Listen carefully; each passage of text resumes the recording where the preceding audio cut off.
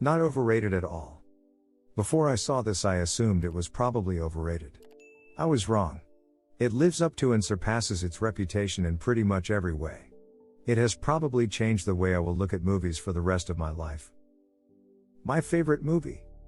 Pulp Fiction is the most original, rule-breaking film I have ever seen. Instead of following the widely used three-act structure, Pulp Fiction makes up its own, and while the three stories may seem completely disconnected at first, once you look closely you can find the underlying themes that they all share. Anyone who says that the movie lacks focus or has no meaning hasn't analyzed enough. I highly recommend this film since it is number one on my list of my favorite movies of all time. Incredible. Just the best movie. I can imagine my family seeing this movie in 30 years. I really love this movie and his soundtrack. A movie to forget. This is for all the guys who voted to make this movie a masterpiece. I don't know on what everyone depended in evaluating this movie. Everyone agrees that the cast includes some of the best actors out there, but a good cast doesn't mean that the movie is a masterpiece. This movie was without a subject, no message, too much repeated sentences, nothing connected with each other. You will get tired of listening to duologues about foot massage, hamburgers, Butch's father's watch, etc. These things cover more than a half of the movie's length without meaning anything to the movie. I was very disappointed when I saw this movie. This movie is way overrated and should be among IMDb 100 bottom. If you want to waste 2.5 hours listening only to duologues without a subject, then this is the movie, and if you really want to know how a masterpiece looks like, then you should watch The Shawshank Redemption. Pulp Fiction. One of the best movies I have ever seen is a fun and enjoyable story, as most of the film's characters were excellent, and it brought back the character of Butch and his girlfriend. Vincent was the best character and his death was shocking, and I did not expect that. The interconnectedness of the film's stories was excellent. The direction in the film was excellent. The acting in the movie was very cool. I recommend it, and it is the best film by Quentin Tarantino. One hell of an entertainment. This film is everything I look for and wish in a movie. Consider this: they have compelling characters, they have sexy women, they have action, they have mystery, good acting, and they have these nuggets that make you think, like the briefcase or the gold watch. They even have the story of Kill Bill. So many layers and so well done. I can't understand why this film got this high ranking. I was tempted to stop watching it about 4 times. I went up to the end just to see if, at least, there is something extraordinary or unexpected there. I really can't understand what all these viewers found to this film, to score it so high. It's the first time, or the second, I'm not sure, that I get into the mood of writing a review.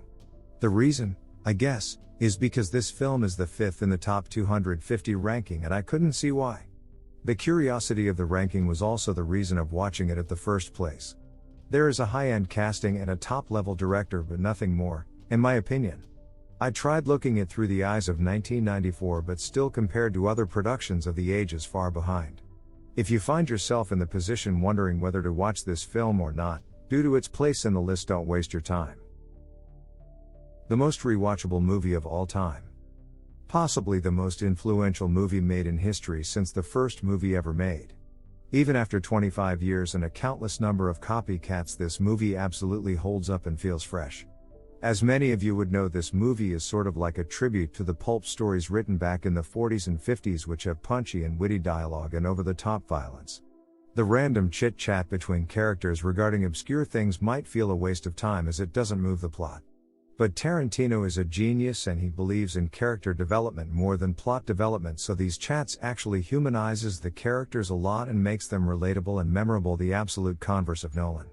This movie is just a collection of wonderful scenes back to back from start to finish. The movie is a must-watch just for the awesome screenplay alone. To top it off, all the actors arguably give their career best performance. Think about it, it is true. And the ability of Tarantino to just create a really tense or ridiculous situation out of nowhere, like the Psycho tribute scene with Marsellus and Butch, which is so unexpected, or that adrenaline shot scene, is just awesome and keeps you on the edge of your seats. So if you want an entertaining but clever movie, this is the one you are looking for. It is funny, filled with some of the best dialogues ever, superbly acted, great soundtracks. I just want to see Tarantino's iPod, boy does he have great taste, and is just a spectacular experience. Spoilers ahead, duh. For those of you who say the characters are hollow, I suggest you to revisit the gold watch sequence. Walken's Captain Coons tells a story to young Butch about how Butch's grandpa requested an enemy soldier to return his watch to his family and the soldier agreed. Similarly, Butch could have left Marsellus, but the legacy of his watch made him save him, which I believe was a nice touch. And how Jules, one of my characters of all time, undergoes a change is also a noteworthy counter-argument to the above-mentioned criticism. Sorry for the huge review. A masterpiece of screenwriting. This is Tarantino's masterpiece, there's no other way to say it. It has arguably one of the smartest scripts I've ever seen. The story, which is non-linear, is so well constructed it takes several viewings to grasp it all. The movie doesn't seem to be about any specific thing, but there is a subtle hint of redemption as a central theme. The characters and performances in this movie are practically perfect. This is still one of the best performances I've seen from Sam Jackson, and it's an outrage he didn't win an Oscar. Each scene has its own unique flavor and charm, every segment has its own arc while also tying into the main plot. The comedy is great, the serious moments are great, every word of dialogue is exciting despite seemingly not having any reason to exist. This movie is just such a great time, and I recommend it to everyone who loves movies. I cannot think of a single genuine flaw with it, and it will remain one of my favorite movies for a long time. The best movie ever. To contradict my summary line, this film is actually one of the least appealing films I have ever seen. It's violent, disgusting and crude, and none of these are particularly bad traits, it's just that it offers me nothing, and leaves me with an emptiness, the fact that I have wasted 2.5 hours watching this, then not to be compensated. This is entirely my opinion, and clearly mine alone.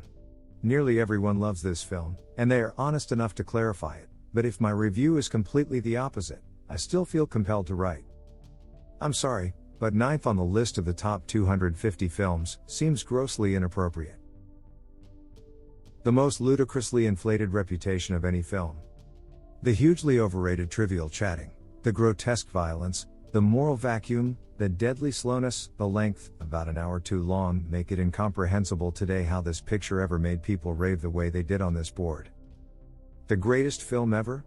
Excuse me, this is a feature film that says nothing, depicts no authentic feelings or character development, is grossly self-indulgent and filled with idiotically implausible situations, such as people firing powerful handguns repeatedly, simultaneously and then hanging around chatting as if nobody would ever report the firing and summon the law. Perhaps the most implausible character of all is played by Mr. Tarantino, who shouts at the two hoodlum killers as if they were playmates from school and complains that his wife will divorce him if she returns from work to find a car in the garage containing a man with his head blown off. Where is the moral compass of the people who revere this schoolboy nonsense? Nobody in the film is remotely principled, and nor is anyone, except possibly the pawnbroker, actually evil. The scene where he releases a leather-studded sadist from a cage is possibly the most unbelievable rubbish ever deployed in a Hollywood feature. It's only entertainment, I hear people protest.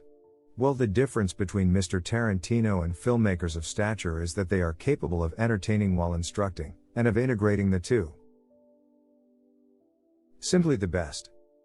To put this in context, I am 34 years old and I have to say that this is the best film I have seen without doubt, and I don't expect it will be beaten as far as I am concerned. Obviously times move on, and I acknowledge that due to its violence and one particularly uncomfortable scene, this film is not for everyone, but I still remember watching it for the first time, and it blew me away. Anyone who watches it now has to remember that it actually changed the history of cinema. In context, it followed a decade or more of action films that always ended with a chase sequence where the hero saved the day. You could have written those films yourself. Pulp had you gripped and credited the audience with intelligence. There is not a line of wasted dialogue, and the movie incorporates a number of complexities that are not immediately obvious. It also resurrected the career of Grease icon John Travolta and highlighted the acting talent of Samuel L. Jackson. There are many films now that are edited out of sequence and have multiple plots, etc., but this is the one they all want to be, or all want to be, but never will. The movie that redefined a genre.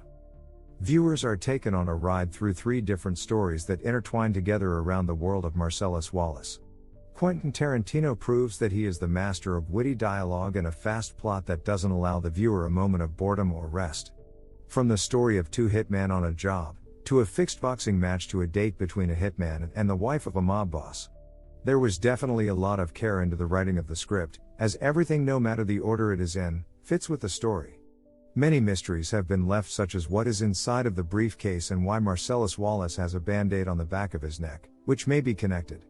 The movie redefined the action genre and reinvigorated the careers of both John Travolta and Bruce Willis.